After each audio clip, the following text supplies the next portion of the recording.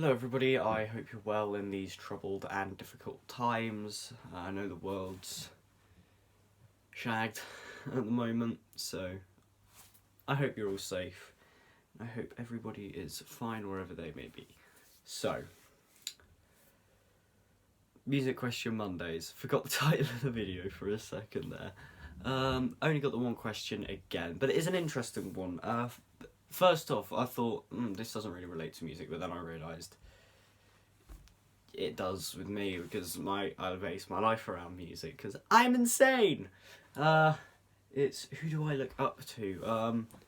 If you couldn't tell, there's a certain influence going on here. So yes, I don't hide the fact I'm a massive Chili Peppers fan, especially John Frusciante and Flea. Flea's bass line on Can't Stop is what got me playing music again. It's what inspired me to start playing. In fact, on this very bass that I keep catching the strap on a tuning peg is where I first sat down and started going.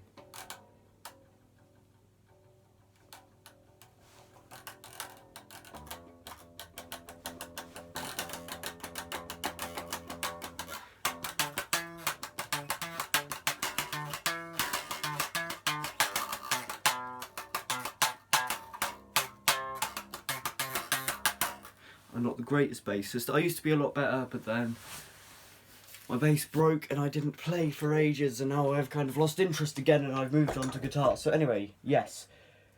Flea and John Frusciante being some of the biggest influences of mine, people I really look up to, and the fact that they've both been through a lot and have managed to stay creative and not just let their minds be destroyed. Frusciante in particular, if you know his life story, but like the people that are around this room, the millions of posters I've stuck up, like looking at the walls, there's obviously Frusciante, but then there's Dimebag Darrell, Jimi Hendrix, Stevie Ray Vaughan,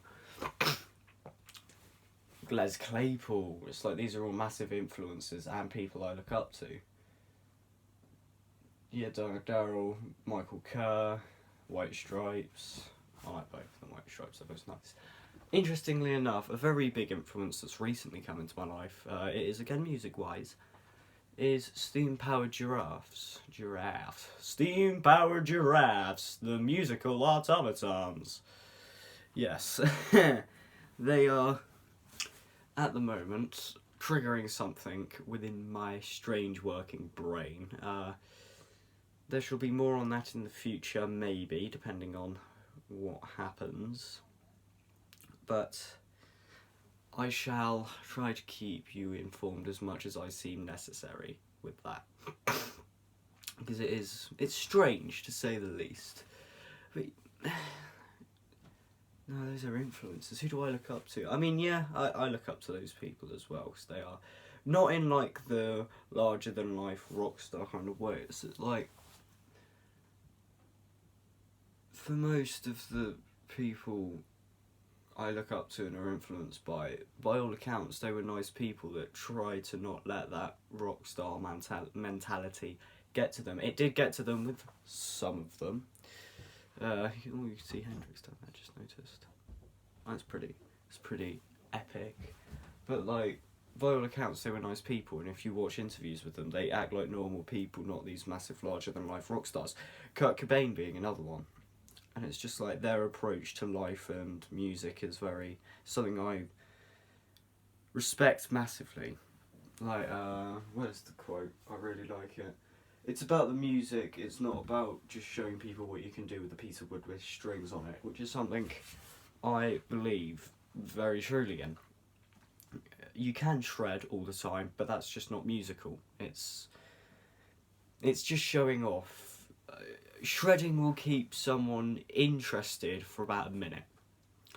But if you can play melodic, if you can be expressive and actually show the music for what it is and not just make yourself the spotlight, that will get people listening and relating to your music and enjoying it for ages. It's not just like a quick, oh, blah, blah, blah, blah, blah, blah. Oh, that's really cool, okay, bye. It's, I want to keep listening because this makes me feel something, and if you can make someone feel something with music, then that is the point of music, to tell stories and evoke emotions. So I can't tread. So this next demonstration may be a little jank. Also, do you like this guitar? Beat to swear word. You can play something really shreddy, or you could just go.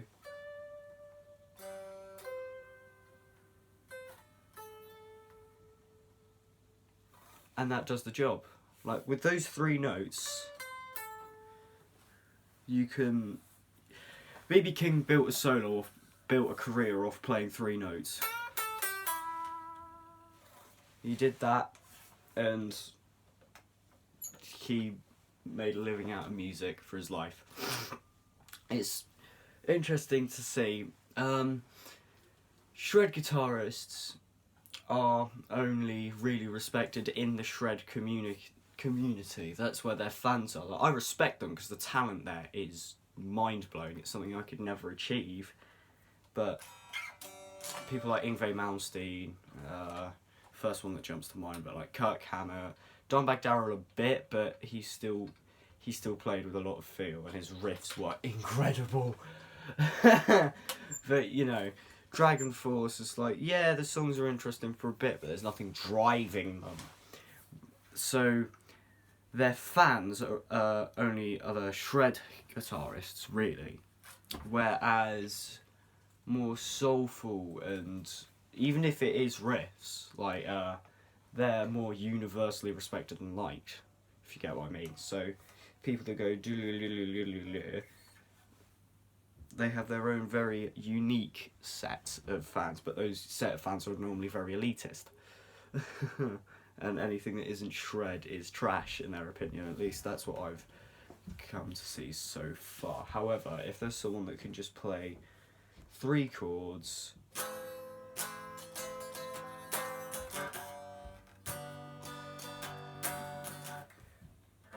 was it?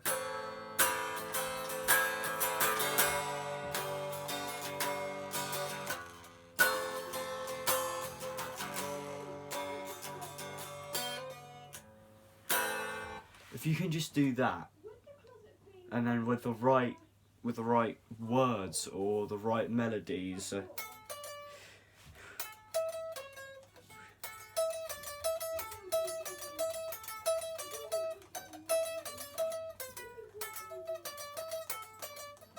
let me get this right, hold on.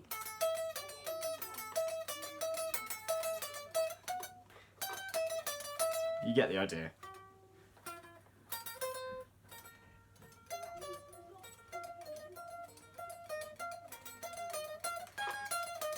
Something like that, and or for example,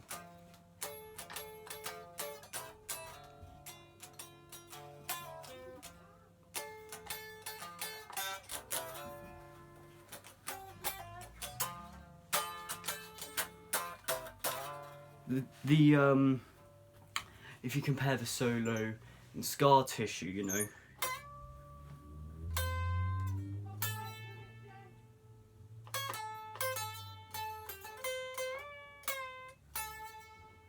Something like that, where there's the emotion in it to carry it. It doesn't need all these fills and intricate little million different things. It doesn't need that. All it needs are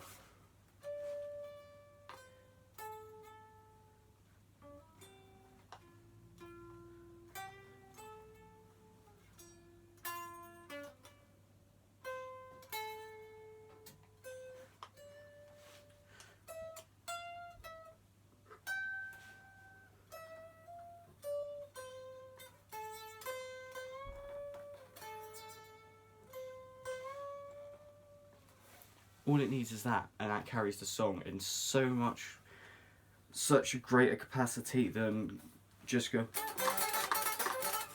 Yeah, like I said, I can't shred, but that does have its place. Where the speed and like the power comes in is when you need that intensity. Yeah, when you need the intensity. So like at the end of Danny California.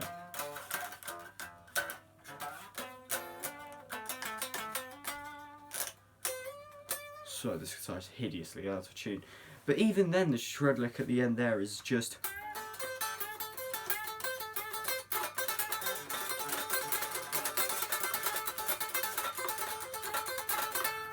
It's just played very quickly with wah to make it sound like white noise. So it's taking the non-musical aspect of it and then just cranking it up to like 9,000 basically. Which that's where it is. It's intensity and like the brutality of it, which is what she's a lot in metal, I suppose. Is because you've got all these massive chunking riffs, and I instantly play something that isn't that heavy.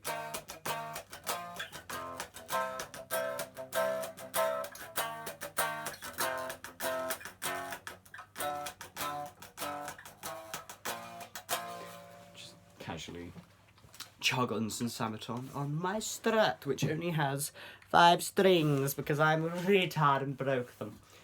But yeah, that's where that has its place, and I've gone completely off topic from my influences and who I look up to, which doesn't matter because that basically covers it. So yeah, there's like John Frusciante, Flea, Stevie Ray Vaughan, Jimi Hendrix, Kurt Cobain, Lemmy, and then some of like my early things actually, non-musical. People like Colin McRae. I'm a massive motorsport fan and rallying in particular. So Colin McRae, Richard Burns, and then there's like all my different interests have their own thing. But steam powered giraffes. That's about it really. I mean,